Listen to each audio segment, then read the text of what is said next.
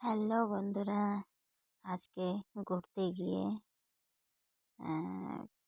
কোথায় এটা তিস্তা তিস্তা ব্যারেজে জলে নেমেছিলাম। তো দেখো, আমি তিস্তা ব্যারেজের নিচে মানে জলে নেমেছি। তো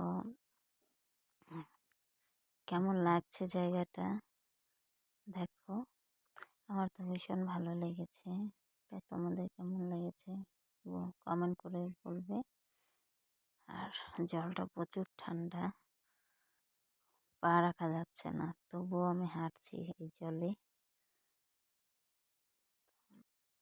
খুব মজা করলাম, যেতটুক টাইম ছিলাম খুবই মজা হয়েছে। তো দেখো কেমন লাগছে বলবে।